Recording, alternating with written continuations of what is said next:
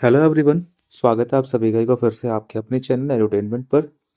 तो जैसे कि हमने आप लोगों को बताया था कि केवीएस हो चाहे डीएसएसबी हो, जीके जीएस आप लोगों के लिए चलती रहेगी।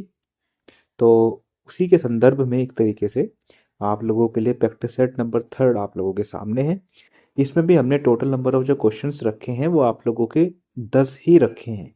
ठीक है, क्योंकि अभी 2-3 जो हम प्रैक्टिस सेट करेंगे उसके अंदर 10 ही क्वेश्चंस रखेंगे, जिससे जो नए जो कैंडिडेट्स होंगे, नए जो स्टूडेंट्स होंगे, वो सब हमसे कनेक्ट कर पाएँ। फिर हम बाद में जो है इनका जो नंबर है वो बढ़ा देंगे। ठीक है, क्लियर बात है। छोटी सी वीडियो होगी, ज़्यादा लेंथी नहीं होगी, क्योंकि स्टार्टिंग में एकदम से बर्डन नहीं लगना चाहिए।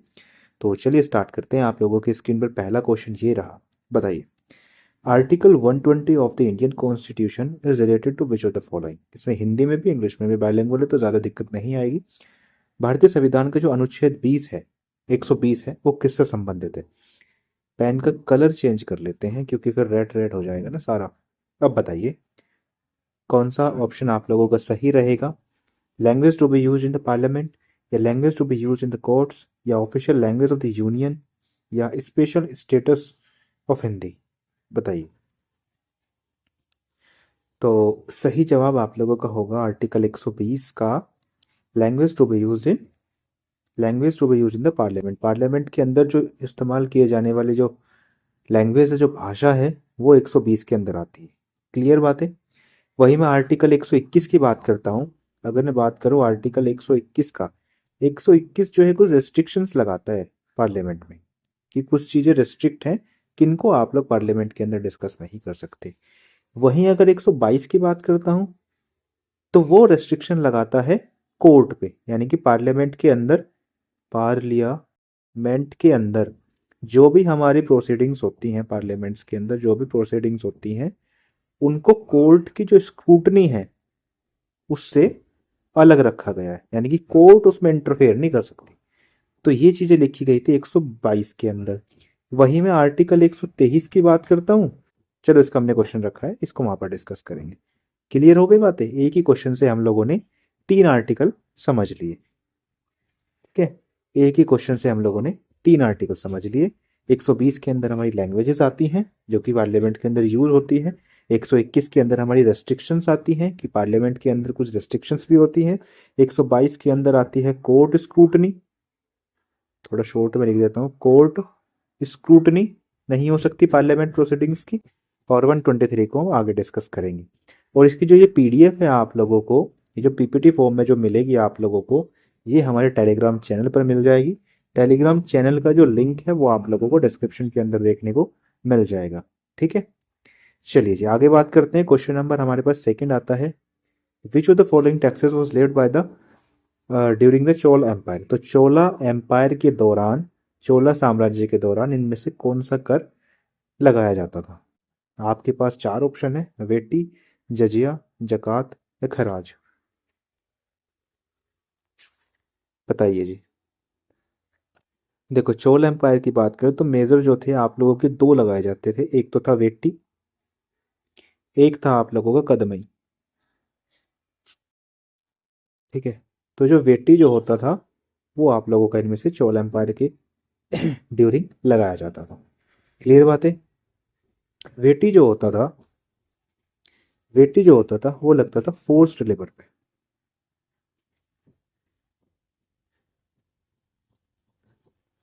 जो कदमई था वो था लैंड रेवेन्यू पे। ठीक है भाई, चलिए आगे बात करते हैं। क्वेश्चन नंबर 3 की बात करते हैं। हाउ मेनी रेंजेस में हिमालय को बांटा गया है? हिमालय को मुख्यतः कितने श्रेणियों के अंदर बांटा गया है? 2 के अंदर, 3 के अंदर, 4 के अंदर या 5 के अंदर? बताइए। देखो हर तरफ से आप लोगों को क्वेश्चंस देखने को मिलेंगे। पॉलिटी हो गया, है ना, कॉन्स्टिट्यूशन से आप लोगों के क्वेश्चन इसमें लगाए गए हैं, ज्योग्राफी से आप लोगों के क्वेश्चंस हैं, हिस्ट्री से आप लोगों के क्वेश्चंस हैं। ठीक है, जहां से पूछने के चांसेस ज़्यादा हैं। देखो हिमालय की बात करें तो हम इसको याद करते हैं TGLS करके, TGL&S करके, जिससे टी का तो होता है ट्रांस, ठीक है, जी से होता है आप लोगों का ग्रेटर, ठीक है, एल से होता है आप लोगों का लेजर, लेसर सॉरी लेजर नहीं लेजर, एस से जो है आप लोगों का होता है शिवालिक। ठीक है, तो मुख्यतः आप लोगों के कितने में बांटा गया है इसको? 4 में। और 4 भी कौन कौन से? TGLS। ठीक है जी, क्लियर हो रही है ना चीजें? अब आप लोगों से पूछ ले कि जो कारेवा है, कारेवा कह दें या कश्मीर वैली आप लोगों के किन हिमालयों के बीच में आती है? तो आपकी जो है ग्रेटर और लेजर हिमालय के बीच में कौन आता है? कश्मीर वैली। कश्मीर वैली आप लोगों की ग्रेटर और आप लोगों के लेजर हिमालय के बीच में आते हैं कश्मीर वैली। ठीक है, चलिए जी आगे बात करते हैं। क्वेश्चन नंबर हमारा 4 आता है, यंग इंडिया जो पुस्तक थी इसके ऑथर कौन है? Who is the author of the book Young India? Mahatma Gandhi ji हैं, लाला लाजपत राय हैं, सुभाष चंद्र बोस हैं, या जवाहरलाल नेहरू जी हैं? बताइए जी। देखो जो यंग इंडिया लिखी थी आप लोगों को बताऊं, यंग इंडिया लिखी थी एक, एक लिखी थी नवजीवन लिखी थी, यंग इंडिया लिखी थी, नवजीवन लिखी थी, है ना? और एक हरिजन करके भी थी, एक जो है हरिजन करके भी थी। तो जो सारी जो पुस्तकें थी ना, ये आप लोगों की महात्मा गांधी जी की थी। ये जो सारी पुस्तकें थी ये महात्मा गांधी जी की थी। क्लियर, समझ में आ रही है ना चीजें? चलिए आगे बात करते हैं। क्वेश्चन नंबर 5 की बात करते हैं। आप लोगों के स्क्रीन पर ये रहा क्वेश्चन नंबर 5। आप लोगों से पूछा है, under which article does the ordinance power of the governor come? Governor के जो अध्यादेश जारी करने की जो शक्ति है वो इनमें से किस अनुच्छेद के अंदर आती है? 123, 213, 153, 161? बताइए। तो देखो अध्यादेश जारी करने की जो राष्ट्रपति की जो शक्ति है वो है आर्टिकल 123। ठीक है, जो राष्ट्रपति की जो है वो है 123। उसमें थोड़ा सा चेंज कर देंगे, इसमें या तो कह लीजिए कि 90 ऐड कर देंगे, मतलब याद करने का तरीका है। तो आप लोगों का होगा आर्टिकल 213। गवर्नर की पूछे, अगर पूछता है राष्ट्रपति की, अगर पूछता है आप लोगों के राष्ट्रपति की, तो वो हो जाएगी आप लोगों की 123। क्लियर बात है, ये हो जाती है राष्ट्रपति की।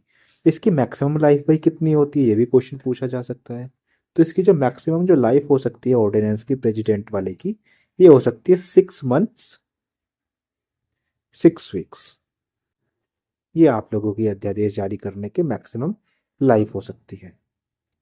क्लियर बात है, और तो कुछ इसमें नहीं बचा। चलिए जी आगे बात करते हैं। क्वेश्चन नंबर 6 हमारे पास आता है, who is the author of the book the guide? The guide पुस्तक किसने लिखी है ये आप लोगों को बताना है। R K नारायण ने, विक्रम सेठ ने, अरुंधति रॉय ने, या खुशवंत सिंह ने? बताइए। देखो जो द गाइड लिखी गई है, द गाइड के जो लेखक हैं वो हैं आप लोगों के R K नारायण साहब। क्लियर बात है, द गाइड के लेखक। खुशवंत सिंह की एक पुस्तक है ट्रेन टू पाकिस्तान, बहुत ज्यादा चर्चा में रहती है ये पुस्तक, ट्रेन टू पाकिस्तान। क्लियर बात है। चलिए जी नेक्स्ट क्वेश्चन की बात करते हैं। राज्यश्री आप लोगों से पूछा है, Rajyashri was the name of the sister of which ruler? Rajyashri किस शासक की बहन का नाम था? हर्षवर्धन की, चंद्रगुप्त मौर्य, अशोक की, या पुलकेशन द्वितीय की? बताइए। बताइए जी, राज्यश्री किसकी बहन का नाम था? तो सही जवाब आप लोगों का होगा, सही जवाब आप लोगों का होगा हर्षवर्धन। क्या होगा जी? हर्षवर्धन। ठीक है, जो राज्यश्री थी, जो राज्यश्री थी, ये किस वंश से बिलोंग करती थी? पुष्यभूति वंश से, पुष्यभूति डायनेस्टी से बिलोंग करती थी। ठीक है, इनका जो विवाह हुआ था पूछा जा सकता है, जो राज्यश्री की जो मैरिज जो हुई थी, आ, राज्यश्री की जो मैरिज हुई थी वो किससे हुई थी? वो एक मोखारी वंश के एक रूलर थे, ग्रहवर्मन। ग्रहवर्मन, मोखारी वंश के रूलर थे ग्रहवर्मन, जिससे इनका विवाह हुआ था। क्लियर बात है। फिर ग्रहवर्मन को एक गोडा प्रोविंस का एक शासक था, गोदा प्रोविंस का एक शासक था जिसका नाम था शशांक। इसका नाम था जी शशांक। अब शशांक ने गृहवर्मन की हत्या कर दी थी। फिलहाल के लिए इतनी कहानी सुनो, आगे और क्वेश्चन रखेंगे वहां पर डिस्कस करेंगे, नहीं तो ज्यादा ओवरलोड हो जाएंगी चीजें आप लोगों के लिए। बताइए जी, आप लोगों से पूछा है which two major cities the Thal Ghat of the Mumbai connect. Mumbai का जो थाल घाट है वो किन दो बड़े शहरों को आपस में जोड़ता है, बताइए। घाट की बात करूं तो तीन है, एक तो पाल घाट, एक भोर घाट, एक ये थाल घाट जो मैंने आप लोगों से पूछा ही है, बताइए। देखो अगर मैं बात करता हूँ पाल घाट की, तो ये जोड़ता है नीलगिरी को, नीलगिरी की जो पहाड़ियां हैं उनको अनामलाई की पहाड़ियां से, ठीक है। वही मैं बात करता हूँ भोर घाट की, तो वो जोड़ता है आप लोगों को मुंबई टू नासिक को, ठीक है। मुंबई को पुणे को, sorry sorry sorry, Mumbai to Pune. जो आप लोगों का भोर घाट है वो मुंबई को पुणे को जोड़ता है, और जो आप लोगों का जो थल घाट है वो जोड़ता है मुंबई को नासिक से। क्लियर बात है। तो सही ऑप्शन इसका क्या हो जाएगा, सही ऑप्शन इसका क्या हो जाएगा, थाल घाट पूछा है ना, तो मुंबई टू नासिक। चलिए क्वेश्चन नंबर 9 की बात करते हैं। विच दिल्ली सल्तनत ruler followed the policy of iron and blood. लोह और रक्त की नीति दिल्ली सल्तनत के किस शासक की थी, बताइए। देखो जो आयरन एंड ब्लड नीति थी, थोड़ा सुन के याद होगा, थोड़ा क्रूर टाइप का कोई राजा रहा होगा। क्रूर तो ये सारे ही थे, बस ये था कि थोड़ा कम थोड़ा ज्यादा। तो सबसे जो क्रूर टाइप था इनमें से वो बलबन था। बलबन की थी लोह और रक्त की पॉलिसी। अब बलबन ने एक चीज और स्टार्ट करी थी, सजदा एंड पेपोस, सजदा एंड पेबोस, ठीक है। ये भी बलबन की थी।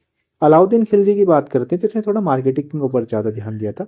मार्केट के अंदर इन्होंने बहुत सारी अपनी कमेटीज बनाई थी, तो मार्केट से जो भी क्वेश्चन ज़्यादातर आते हैं उसका आंसर अलाउद्दीन खिलजी ही होता है। इल्तुतमिश को हम किसी और वीडियो में डिस्कस करेंगे, किसी और प्रैक्टिस सेट में, है ना, धीरे धीरे करते चलेंगे सारी चीज़ें।